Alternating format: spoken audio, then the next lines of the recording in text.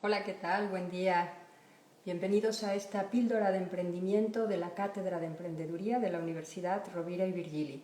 Yo soy Guiomar Ibáñez y voy a estar con vosotros los siguientes 30 minutos hablándoos un poco de Data Storytelling.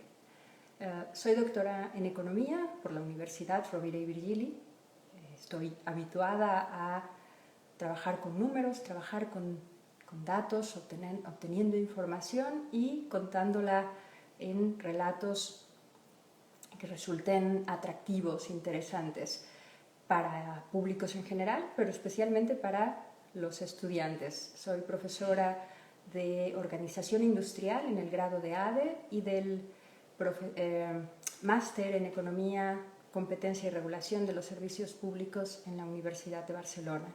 También soy formadora en Data Storytelling y Presentation Skills en Parla 21. Quiero dar las gracias al equipo de la Cátedra de Emprendeduría, a Xavi Cámara, a Sandrine, a Jackie, por la oportunidad de hacer esta charla y por el apoyo que me han dado durante la preparación. Esperemos sacar el máximo provecho de estos 30 minutos y que podáis llevaros algunas recomendaciones que os sirvan de inmediato en vuestras presentaciones. La charla está organizada en 4 partes. En la primera parte os hablaré un poco de aquellas tareas que es necesario hacer de manera preliminar antes de empezar a trabajar propiamente con Data Storytelling, y después os hablaré de las 3 partes en las que yo trabajo Data Storytelling. La primera es la historia, la segunda es la elección de los gráficos y la tercera tiene que ver con el uso de los principios Gestalt de percepción visual que nos permiten sacar un máximo provecho de nuestras ayudas visuales, sobre todo de los gráficos, cuando estamos utilizándolos para hacer presentaciones basadas en datos. Hay una frase de Russell Ackoff, un profesor de management y pionero del pensamiento sistémico, que dice que una onza de información vale una libra de datos. Me gusta hacer la conversión al sistema decimal de esta frase y quedaría más o menos, nos diría más o menos que necesitamos medio kilo de datos para obtener un destilado de 28 gramos de información. Y yo diría, dependiendo de la calidad de los datos, puede ser que a veces obtengamos incluso menos de 28 gramos. Pero más allá de la validez de esta frase en términos de las proporciones, datos e información, sí que nos permite iniciar una discusión interesante en relación a la diferencia que hay entre datos e información. En el lenguaje coloquial solemos utilizar estas 2 palabras de manera indistinta, yo la primera en utilizarlas indistintamente, pero la realidad es que los datos son registros, registros de eventos, registros de propiedades de los objetos que vamos acumulando, ¿no? Podemos encontrar registros de las empresas que se han creado y que han cerrado en los últimos 4 o 5 años, registros de los estudiantes que se han matriculado a la Universidad Rovira y Virgili en el curso 2021-2022, registros de las temperaturas del último verano, etc. Pero cuando hablamos de información, estamos hablando de datos analizados, datos procesados, de ahí esta reducción de la proporción que nos permite responder preguntas. La principal diferencia entre datos e información es una diferencia funcional, es decir, la información tendría que permitirnos responder a ciertas preguntas que faciliten o ayuden en la toma de decisiones. Estamos en un momento en el que hay registros, que hay datos de muchísimas actividades, prácticamente de nuestra vida cotidiana. A nivel individual podemos encontrar muchísimos datos, cuánto tiempo pasamos en Instagram, cuántos pasos damos, cuántas calorías consumimos, y en el caso de las empresas que tienen cierto grado de digitalización, podemos encontrar registros de sus actividades desde el punto de vista contable, de producción, de abastecimiento, registros de sus clientes, etc. Estas mismas herramientas, estas mismas aplicaciones, en ocasiones facilitan la visualización de los datos a través de gráficos. Estos gráficos, sin embargo, por sí mismos no constituyen información y tampoco nos cuentan una historia. Ahí es donde entra nuestra labor para estructurar un relato que tenga sentido, que resulte interesante y que resulte atractivo para nuestra audiencia. Y cuando llego a este punto, una pregunta bastante común es ¿por qué querría contar una historia? ¿No? Es decir, ¿por qué si tengo datos y los he analizado y tengo un conjunto de información bastante valiosa e interesante, ¿por qué tendría que dedicar un esfuerzo adicional a contar una historia? Y aquí mi respuesta tiene dos partes. La primera tiene que ver con que los datos no son fáciles de entender y que aun cuando los hayamos procesado y los presentemos en gráficos y que presentemos información de manera gráfica, no para toda la gente es fácil entender lo que le estamos diciendo. Es decir, si yo pongo un histograma y marco allí algunos estadísticos, desviaciones estándar, no todo el mundo va a entender lo que estoy queriendo decir, ¿no? Bueno, 6 sigmas bajo la curva, etc. No todo el mundo entenderá a qué me estoy refiriendo. Y esto es interesante porque cuando estamos haciendo una presentación, lo primero que nos interesa es que nuestra audiencia entienda el mensaje que le queremos transmitir. Y si estamos comunicando a partir de datos en entornos sobre todo de empresa, gente de perfil muy financiero o muy técnico, es muy dada a utilizar datos para argumentar en sus presentaciones. Entonces hemos de tener en cuenta que no todo el mundo va a entender estos gráficos o estos datos que le estoy presentando, aun cuando ya sea información procesada. Y por otro lado, vale la pena dedicar un esfuerzo a estructurar una historia, porque las historias enganchan. En términos generales, nos gustan las historias, por eso nos gustan las series, nos gustan las películas, nos gustan los libros de ficción.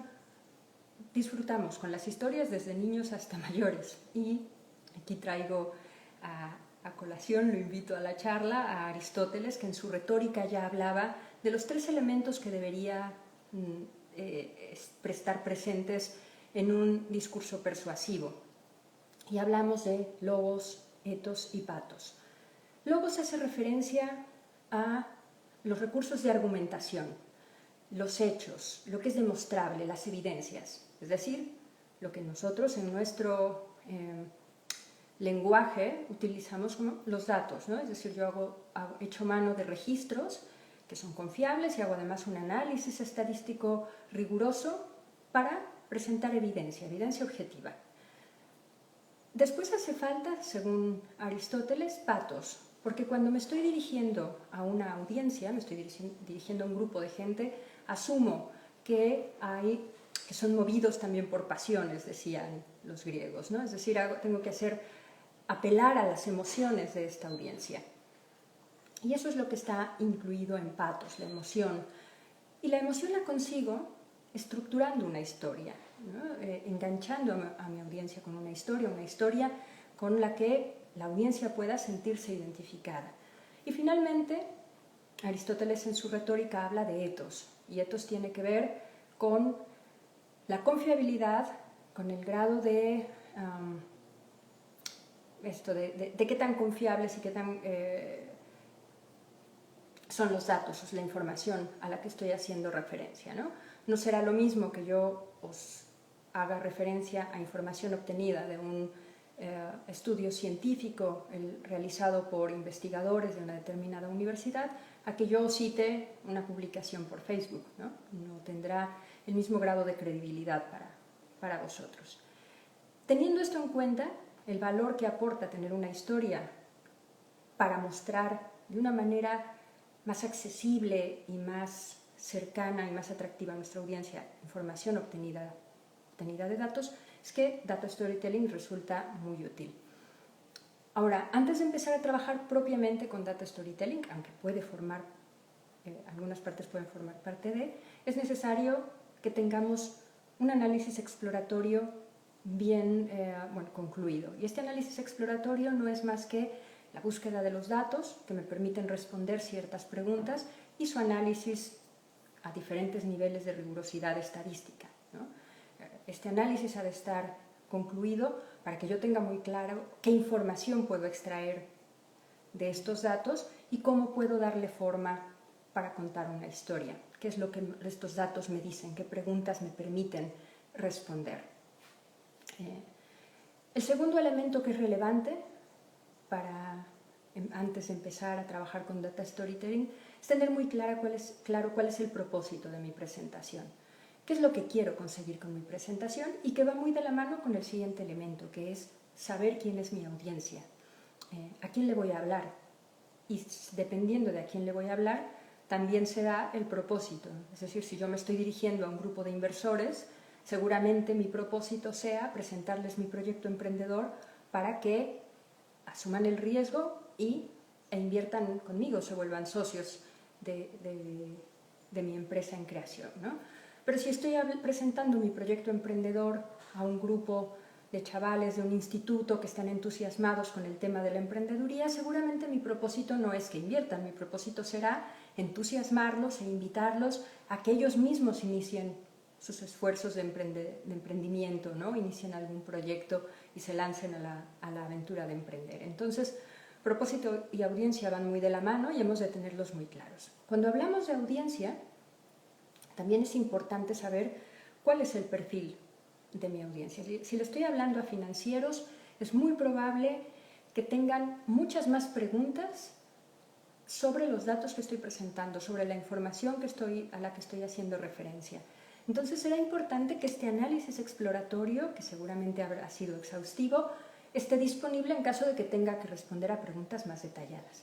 Pero no es necesario que este análisis exploratorio esté presente e incluido en todas las diapositivas de mi presentación. Otro recurso que también puede ser muy útil es que previamente haya yo enviado un reporte a mi audiencia con el análisis exploratorio, con el análisis estadístico que he realizado para que se queden tranquilos y además tengan el contexto de lo que les voy a presentar en mi disertación, ¿no?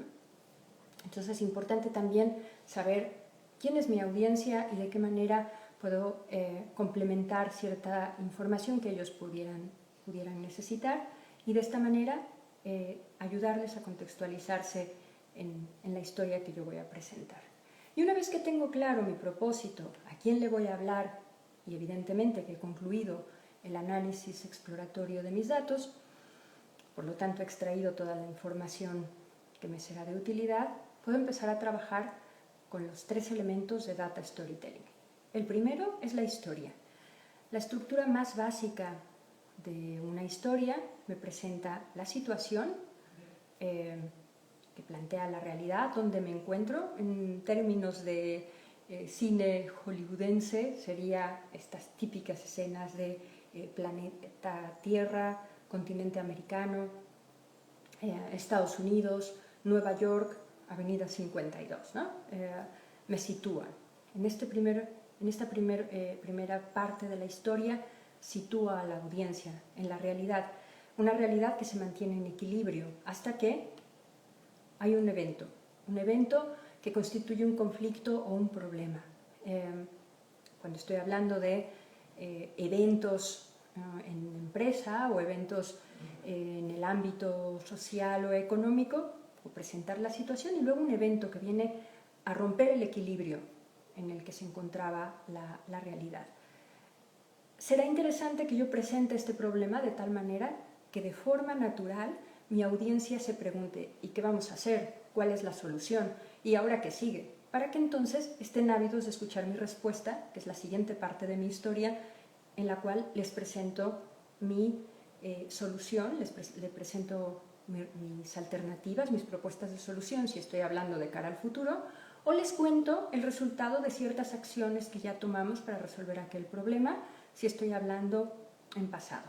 ¿Cómo se vería esto gráficamente?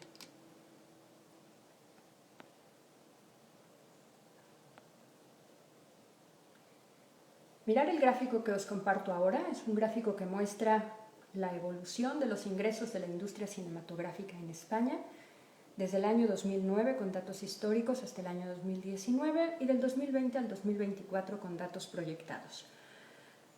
La realidad o la situación es la que se presenta desde el año 2009 hasta el año 2019 con primero una tendencia negativa hasta el año 2013, ahí se toman ciertas acciones que le permiten a la industria mejorar sus ingresos, cambiando la tendencia que existía, y en el año 2020 llega este batacazo por todos conocido de la pandemia, ¿no? Que tiene un efecto terrible en los ingresos de la industria. Y a partir de aquí se hace una proyección hasta el año 2024 a partir de acciones que se van a tomar. Posiblemente la intervención se centre en este punto, es decir, cómo vamos a hacer para revertir esta terrible caída en los ingresos y que podamos recuperar niveles de ingresos de aproximadamente el año 2014, ¿no? En una visión proyectada, además en la zona de sombreada. Podría contar una historia sobre los ingresos de la industria cinematográfica a partir de este gráfico, o en ocasiones necesitaré más de un gráfico para contar una historia completa, ¿no? Yo podría hacer un zoom en lo que ocurrió en el año 2013 para poder haber revertido esta tendencia decreciente de los ingresos que se trae desde el año 2009, ¿no? Y mostrarles otro gráfico y estructurar mi presentación completa de esta manera.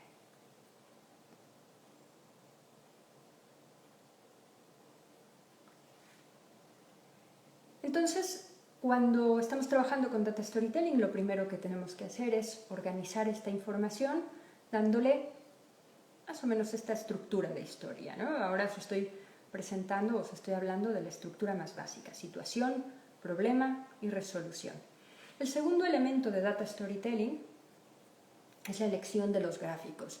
Si en Data Storytelling la información proviene básicamente de datos, será importante que yo visualice esta información a través de gráficos que me permitan soportar la historia que estoy contando, ¿no? Que visualmente me cuenten algo y me digan algo, que no tenga que hacer todo un esfuerzo para descubrir qué me quiere decir el gráfico, sino que visualmente sea muy evidente. Y aquí, un poco como los youtubers, os daré 3 consejos para elegir recursos para presentar información extraída de los datos de manera visualmente potente, ¿no? La primera no es un gráfico, la primera es un recurso de texto simple. Mirad, ¿no? Puedo explicar la situación, introducir mi historia diciendo que, de acuerdo al Banco Mundial, aproximadamente el 80% de las aguas residuales industriales se desechan sin tratamiento al medio ambiente, ¿no? Esto ya me sitúa. Esta es la situación. El 80% de las aguas residuales de origen industrial vuelven al medio ambiente sin tratamiento. Y a partir de aquí puedo presentar el problema, ¿no? Es decir, esto constituye una realidad. Y esta realidad está generando una serie de problemas para los cuales posiblemente yo os vaya a presentar una alternativa. Pero si lo que quiero es que esta cifra quede muy presente en mi audiencia, puedo utilizar este recurso. Un recurso de mostrar la cifra en un tamaño muy grande para decirle a la audiencia: recuerda este número.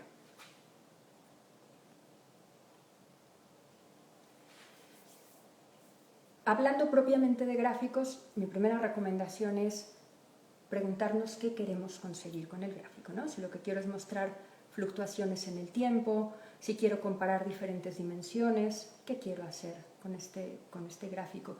Quiero mostrar diferentes dimensiones a lo largo, cambios en dimensiones a lo largo del tiempo. Dependiendo de lo que quiera hacer con lo que quiero que mi gráfico muestre, será la elección del gráfico que yo haga. Por derechos de autor no os puedo compartir algunas imágenes, pero si vosotros buscáis en Google elegir gráficos, los gráficos más adecuados, etcétera, os aparecerán algunos recursos que seguramente os abrirán vuestras posibilidades al momento de elegir el gráfico más adecuado para compartir información. Yo os hablaré básicamente de 2 recursos. Uno es para mostrar cambios en el tiempo y otro para mostrar o comparar dimensiones o proporciones. El primero, que tiene que ver con cambios en el tiempo, es el gráfico de líneas, como el que os mostraba de la industria cinematográfica. Es un gráfico de líneas al uso, ¿no? bastante común, bastante conocido, que me muestra cómo van cambiando los ingresos en los diferentes años. A veces se utiliza el de barras, pero yo os recomiendo que si vamos a mostrar cambios en el tiempo, usemos el de líneas, que siempre resulta más efectivo. Ahora, si quiero hacer hincapié en cambios en 2 periodos de tiempo, hay otro recurso y además varias dimensiones, que es este, es el slop graph o gráfico de pendientes. Este gráfico me está comparando, en este caso en particular, los resultados de la encuesta de empleados, mostrando el porcentaje que aprueban la gestión en diferentes categorías. En gris lo que vemos es que la mayoría de las categorías mejora del año 2019 al año 2020, excepto la que está en naranja, y voluntariamente la ponemos en un tono diferente para que la atención de la audiencia se vaya a ese punto, ¿no? Porque posiblemente me interese rescatar este punto, este sería el problema, ¿no? Si yo pongo todas las dimensiones en gris, estaría hablando de la realidad, de la situación que se vive, pero en naranja os digo, el problema lo tenemos aquí. La valoración del desarrollo de carrera ha pasado de 49% al 33% de aprobados, ¿no? Entonces, aquí tengo un problema y aquí deberé incidir. Entonces, este es un gráfico, una variación del gráfico de líneas que hace muy evidentes cambios y que me permite resaltar, quizá me interesaría resaltar un cambio positivo, pues también aquí puedo hacer hincapié sobre esto. Luego os hablaba de los gráficos que me permiten comparar proporciones. Cuando en algún taller estamos trabajando las proporciones, es muy común que el gráfico que utilicemos como primera opción sea el gráfico de pie, ¿no? El de tarta o el de quesito, y de muchos nombres. Entonces, os voy a presentar un gráfico de pie que tramposamente no tiene los datos, ¿no? las magnitudes, en este caso de miles de personas. Es un gráfico que muestra las personas ocupadas en los sectores de media y alta tecnología. Está clasificado por las 5 comunidades autónomas que tienen una mayor proporción de ocupados en estos sectores y el resto de las comunidades autónomas del Estado español.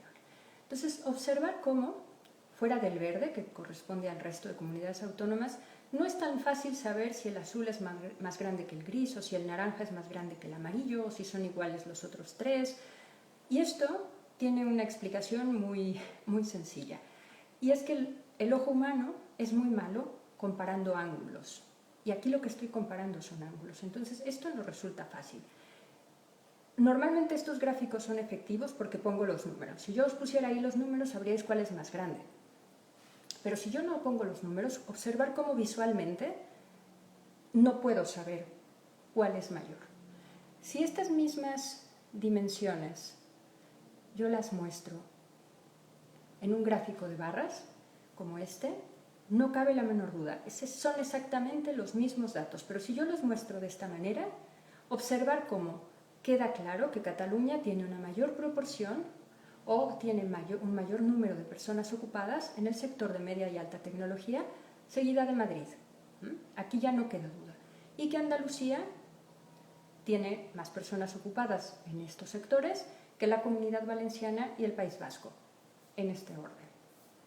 Entonces, cuando vayamos a utilizar o queramos mostrar proporciones para hacer comparación de magnitudes, quizá el gráfico de barras verticales u horizontales sea más adecuado que un gráfico de pie o un gráfico de donut, que también es un gráfico muy difícil, que a menos que pongamos los datos, va a ser muy difícil que visualmente sepamos cuál es. ¿Y por qué hago tanto hincapié en que visualmente sea poderoso? Bueno, porque la idea en Data Storytelling es que yo cuente una historia, yo dé los argumentos y vaya mostrando los gráficos, la información de manera visual, los datos visualizados, para que soporten lo que yo estoy diciendo. La comparación que habitualmente hago cuando llego a este punto es la de los cuentos infantiles, que os será muy familiar. Pensar qué es lo que ocurre cuando leemos un cuento infantil a un pequeño que no sabe leer. Si no sabe leer, normalmente lo que ocurrirá es que nosotros leeremos, él o la pequeña escucharán y lo que yo vaya diciendo, ellos lo seguirán y se creará un apoyo con los dibujos. Lo mismo tendría que ocurrir con nuestros gráficos. Si mi audiencia tiene que pararse para entender el gráfico, para leer el gráfico o leer la tabla que estoy poniendo en mis diapositivas, en la pantalla, entonces dejará de escucharme, porque no podemos escuchar y leer al mismo tiempo. Entonces, la recomendación es que vuestros gráficos sean muy visuales, ¿no? Pensar en el gráfico de la industria cinematográfica. En este caso es la pandemia, ¿no? Y por todos es conocido de dónde viene el problema o que es evidente en el gráfico, pero el gráfico tiene que decirme algo de manera evidente, ¿no? Vemos una tendencia, vemos un punto de quiebre significativo, vemos unas proyecciones y la historia que yo os debo contar tiene que verse reflejada en este gráfico. El último elemento de Data Storytelling tiene que ver con los principios Gestalt de percepción visual. Estos principios lo que dicen es que el ojo humano tiende a interpretar de la manera más simple posible todos los elementos que se le presenten, que sean más complejos o más elaborados, ¿no? Es decir, tenderemos a ver lo más sencillo o a completar a formas conocidas. Os pongo un ejemplo, ¿no? Cada quien podrá interpretar esta figura, ¿no? Pero tendemos a ver un triángulo por encima de 3 círculos blancos, antes que ver 3 comecocos colocados triangularmente, ¿no? ¿Por qué? Porque la figura triangular es mucho más simple que la figura de comecocos y entonces la reconocemos primero. Esto es lo que ocurre y además ocurre muy rápido con nuestros ojos, ¿no? Cuando vemos información que está proyectada en una pantalla, antes de que nos digan cualquier cosa, nuestros ojos ya han tomado, ya han visto, ¿no? Han hecho un golpe de vista y han decidido qué es lo más importante y han decidido en qué ponen su atención en función de cómo está estructurada la información que les presento. Mirar esta diapositiva, una diapositiva muy al uso, con mucha información, 2 gráficos, texto, pero observar cómo el gráfico de la derecha es ligeramente más grande, está solito además en la mitad de la diapositiva. Esto hará que mis ojos se vayan hacia ese gráfico y que yo preste más atención allí. Entonces, hemos de tener en cuenta, y lo que los 7 principios de Gestalt de la percepción visual intentan ayudarnos, es entender cómo guiar al ojo de nuestra audiencia para centrar su atención en lo que a nosotros nos interesa. Si realmente a mí lo que me interesa es que prestéis atención al gráfico de la derecha, pues quizá valga la pena que yo quite el ruido que solo os distrae con el gráfico de barras horizontales que tengo en la izquierda y el texto que tengo arriba. Porque si no, lo que ocurrirá, si realmente yo quiero que os centréis en el gráfico de la derecha, en el gráfico de barras verticales, no tiene sentido que os ponga este texto, que hará que se distraigan por un momento a leerlo, o el otro gráfico tratando de entender qué es lo que os quiere decir. Así que quizá valdría la pena que ese gráfico lo presente exclusivamente así, solo en una diapositiva. Si los otros 2 elementos son relevantes, ya los presentaré también en una diapositiva individual. Y si lo que yo quisiera fuera centrarnos en los datos proyectados de los próximos 4 años, entonces incluso cambio el color, ¿no? Observar cómo aquí las barras que corresponden a los últimos 4 años tienen una tonalidad diferente. Entonces, aquí me estoy contradiciéndome con lo de usar un gráfico de líneas, ¿no? Pero para disculpa diré que este gráfico es tomada de Statista y no lo pude modificar. Pero bueno, sirve un poco la idea, es decir, quitemos el ruido de nuestras diapositivas y de nuestros gráficos y ayudemos a que mi audiencia se centre en aquello en lo que yo quiero focalizar su atención, porque es la parte medular de mi mensaje. Entonces, a modo de resumen, el data storytelling implica que trabajemos con la historia, recordar las 3 partes de la historia: situación, problema y resolución. Que me tome un tiempo para elegir los gráficos más adecuados para mostrar mi información y que tenga en cuenta algunos principios de percepción visual para que la atención de mi audiencia se focalice en aquello que a mí me interesa, que sea el punto focal, ¿no? El punto de atención. Entonces, bueno, espero que os llevéis algunas recomendaciones, que las pongáis en práctica en vuestras futuras presentaciones. Os agradezco muchísimo vuestra atención y vuestra presencia, y quedo a vuestra disposición en LinkedIn a través de la cátedra, de Instagram a través de la cátedra o a través de mi propio perfil. Recordar que el próximo 19 de octubre Miquel Amora dará la próxima píldora de emprendimiento con una charla que lleva por título ¿Por qué y cómo crear la cultura analítica en las startups? Entonces, bueno, por mi parte ha sido todo. Os agradezco muchísimo vuestra atención y espero que esta píldora os haya sido de utilidad. Hasta la próxima.